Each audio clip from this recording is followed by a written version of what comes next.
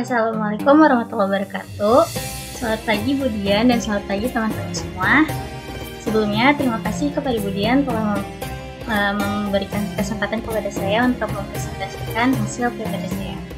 Perkenalkan, nama saya Fitanjani, saya dari SP kelas B. Di sini saya akan menjelaskan tentang sejarah arsitektur Islam di dunia.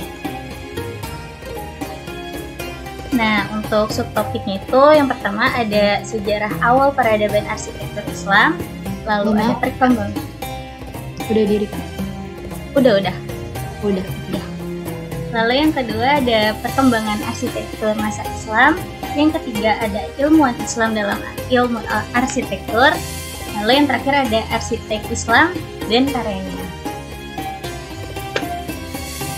Sejarah awal peradaban arsitektur.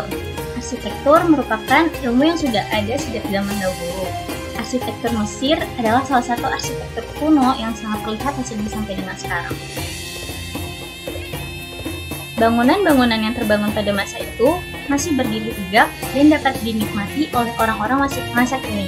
Bangunan etnik yang sangat mencirikan kehidupan pada saat itu, menjadikan daya tarik bagi setiap orang untuk mengkaji terhadap arsitektur Mesir ini. Hal itu dikarenakan pada masa Mesir kuno, perhitungan yang mirip dengan Pythagoras diperkenalkan. Kemudian pada masa peradaban Islam, umat Islam mendalami dan memperbaikinya. Nah, ini contoh penggunaan teori-teori pada zaman Mesir kuno diaplikasikan pada pembuatan piramida. Ya, seperti itulah rumusnya. Terus di bawahnya itu bentuk dari rumus-rumusnya yang ditulis di batu gitu. Pembahasan selanjutnya itu ada perkembangan arsitektur masa peradaban Islam. Ilmu arsitek mulai masuk dan berkembang ke dunia Islam setelah penerjemahan dicapai pada peradaban Yunani. Ditunjukkan dengan adanya buku Euclid's Usul al-Handasah.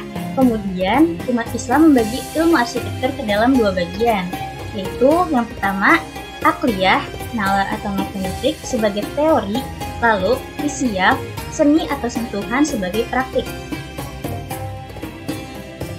Nah, ini contoh pembangunan Masjid Nabawi pada zaman Rasulullah, di mana ini mempresentasikan atas tadi teori-teori tadi, yaitu dari akliyah teorinya dan hisyah sebagai praktiknya. Lalu ada lagi Ka'bah pada zaman Nabi Ibrahim. Selanjutnya saya akan menjelaskan tentang ilmuwan Islam dalam ilmu arsitektur. Saya membagi menjadi 5, yaitu Al-Biruni, Ibnu Haytham, Nasiruddin At-Tusi, Al-Khawarizmi, dan Bahauddin Al-Amili. Yang pertama itu ada Al-Biruni, di mana dia tuh telah membuktikan kehebatan arsitek pada peradaban Islam, yaitu melalui teori-teori dan motif arsitektur, serta petunjuknya yang baru, jenius, dan sangat mendalam. Ia mengubah cara yang digunakan ahli filsafat Yunani dan matematikawan mereka. Lalu ada Ibnu Haytham, dia tuh menguasai arsitek dengan 2 jenis, yaitu teori persamaan dan materi dalam pembahasan cahaya untuk menemukan titik pantul dalam kondisi bulat berbentuk lingkaran, cembung, kerucut, atau bola. Selanjutnya ada Nasiruddin At-Tusi.